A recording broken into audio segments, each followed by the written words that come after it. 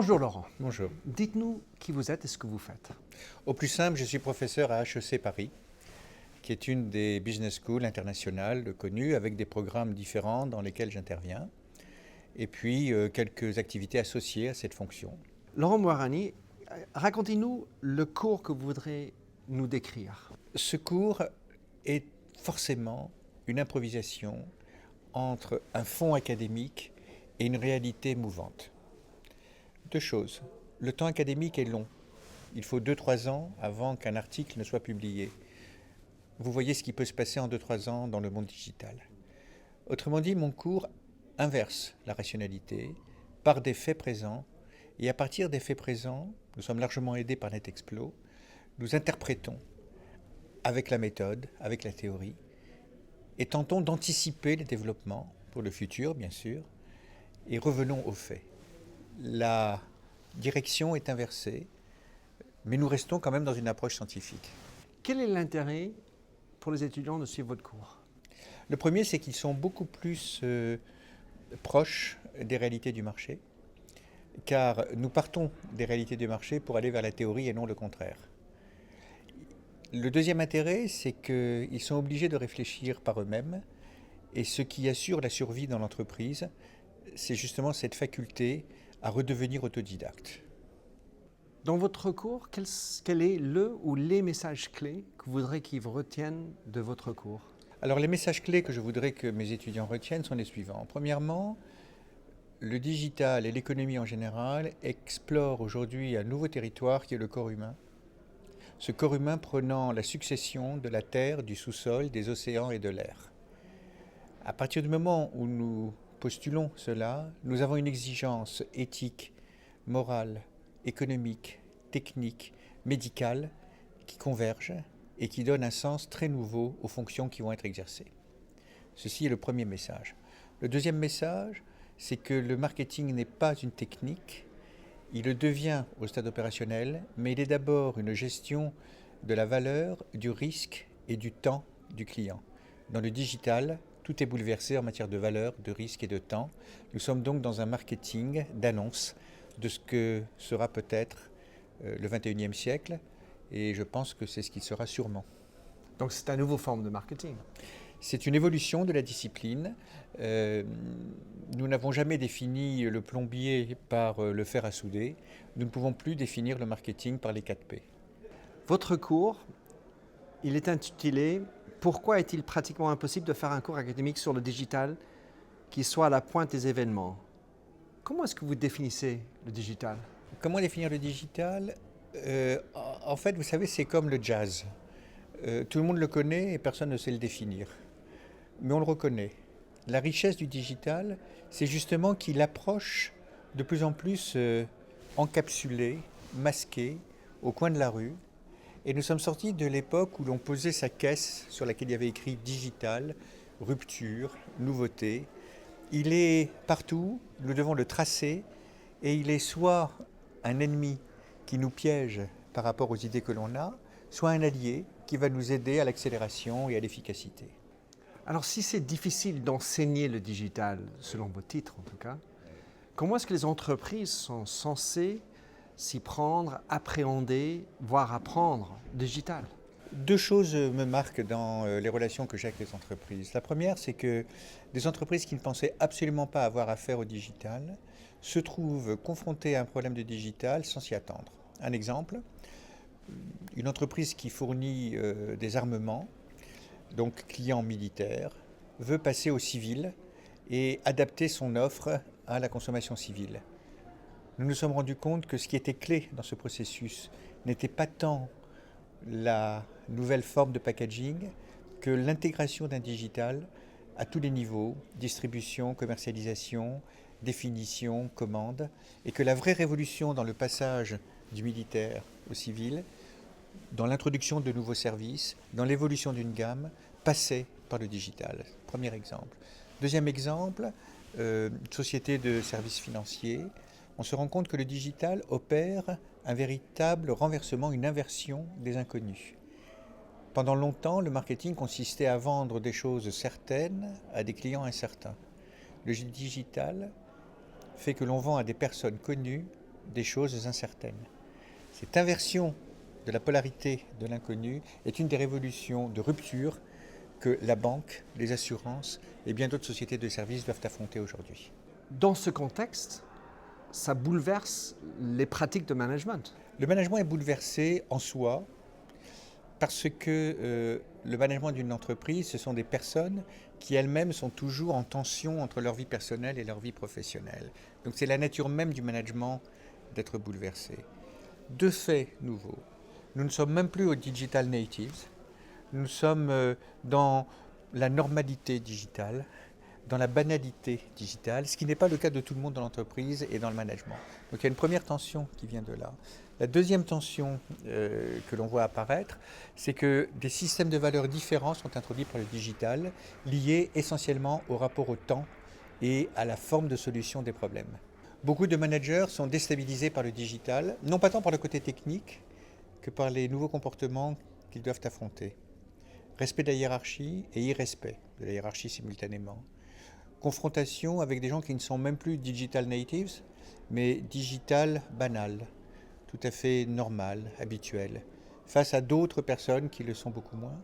Un autre rapport au temps, un autre rapport à l'instantanéité de la solution, un autre rapport à ce qu'on va appeler une solution à une question. De cela naissent des tensions, des confrontations qui seront le problème de la génération X, 42 ans, 43 ans, qui se trouvent coincés entre l'establishment managérial auquel ils vont accéder et l'arrivée de cette vague que j'appelle digital banal. Dans ce monde de digital banal, en tant que manager, faut-il être digital pour comprendre le digital? Ah, c'est une question philosophique. C'est une question qui relève du paradoxe du comédien. Faut-il vivre le rôle ou faut-il prendre du champ par rapport au rôle? Je crois qu'il est essentiel pour le manager d'être suffisamment digital pour pouvoir s'en affranchir. S'il n'est pas digital par ignorance, il en souffrira. S'il est entièrement digital par facilité, il en mourra. Le manager doit à la fois être alerté de ce qui se passe au plus pointu du digital pour pouvoir justement prendre le champ, rééquilibrer et laisser la part à ce qui lui semble essentiel. Dans votre cours, Laurent, vous dites que ce n'est pas possible d'étudier tout le digital parce que c'est tellement vaste. Alors comment est-ce qu'on peut segmenter ou qualifier les différentes parties du digital? Comment est-ce que vous arrivez à cartographier le digital? Il en est, je crois, du digital, peut-être comme des religions. Les grandes religions, où le digital important, c'est lorsque le discours peut faire l'objet d'interprétations à plusieurs niveaux de compréhension, chacun s'adaptant à son niveau. Pour les personnes les plus simples, quelques règles simples que l'on applique afin de ne pas être dans l'erreur. Pour les personnes les plus élaborées, une réflexion qui pourrait sembler audacieuse, insolente, mais qui permet d'être fort et de résister ensuite aux critiques qui peuvent provenir. Je crois que le digital a besoin de cette structuration. Il ne faut pas en faire quelque chose de holiste, il ne faut plus en faire quelque chose de compact. Ce qui est compliqué, c'est de trouver plusieurs niveaux de discours sur le digital, chacun adapté au niveau de réalisation que l'on désire obtenir. À cet égard, les étudiants, en particulier les étudiants des grandes écoles, nous devons leur soumettre notre ignorance plutôt que notre savoir, mais en justifiant pleinement notre ignorance. En disant, voilà, nous atteignons là un butoir, une difficulté de connaissance, à vous de jouer. Et dès lors, nous passons dans la maïotique. Et nous devons les lancer dans des recherches, dans des applications. Nous devons leur faciliter l'accès à des comités de direction, à des décisions du meilleur niveau pour qu'ils en reviennent avec leur moisson de réflexion, de critique et de modestie.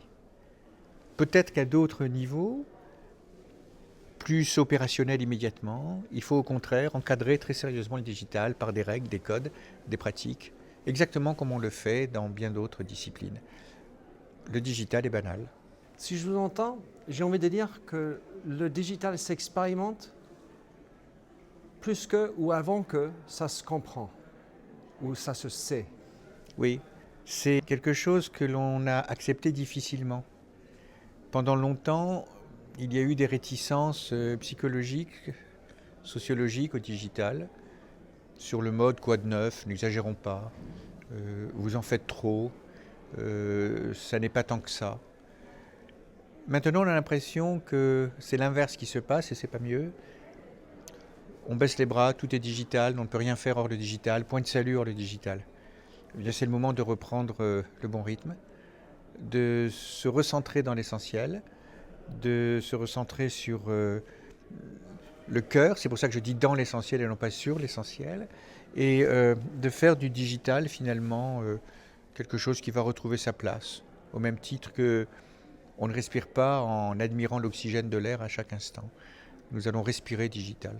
En prenant votre manière d'enseigner, en faisant une pédagogie renversée, comment est-ce que vous pouvez imaginer d'amener ça dans une entreprise, dans la manière d'apprivoiser, ou en tout cas de bénéficier du digital?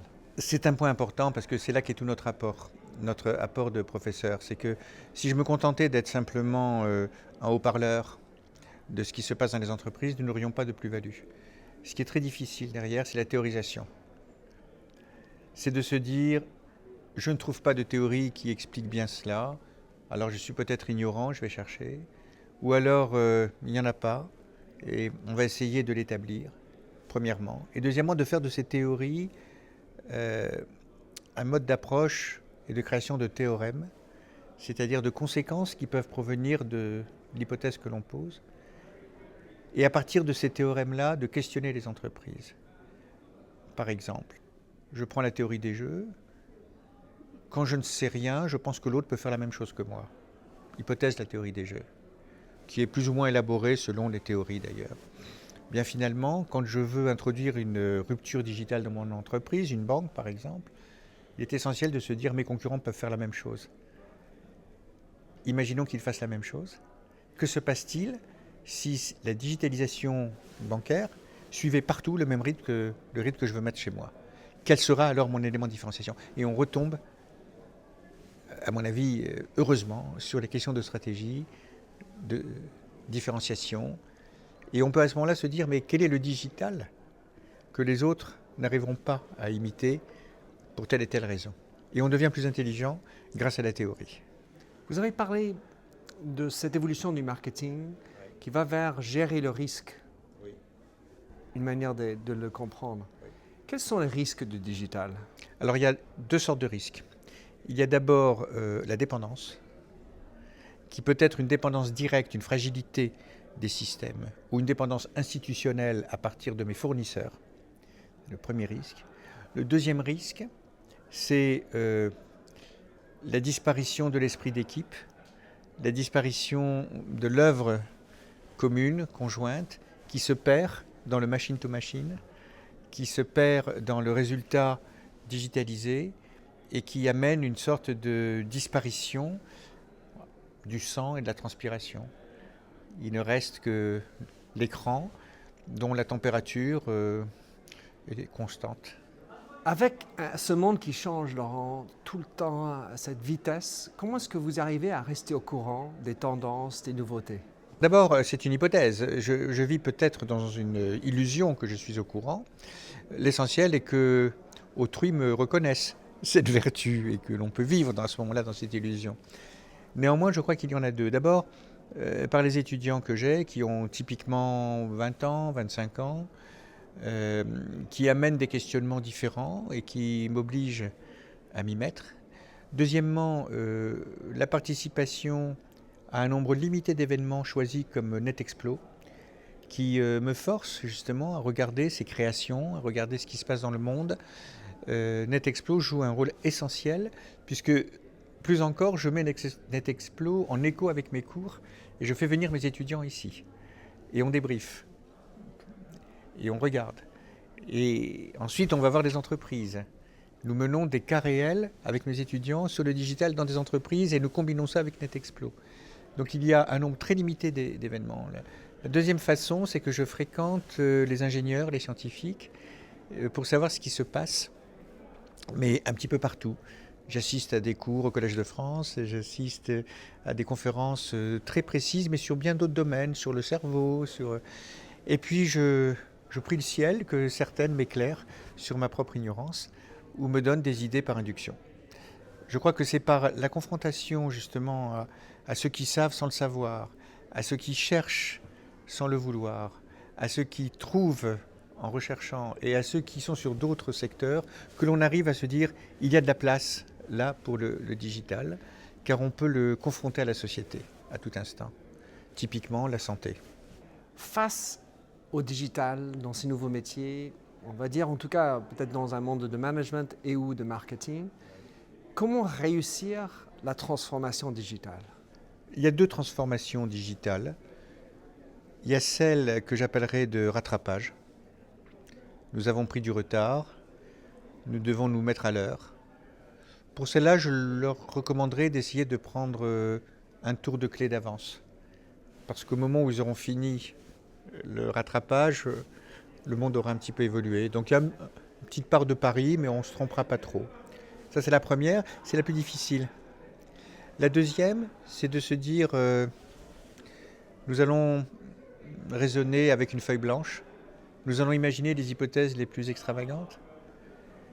Et pour ce faire, on ne va pas partir dans un brainstorming débridé, on va juste se poser une seule question. C'est qui peut prendre notre place et de qui pouvons-nous prendre la place par le digital.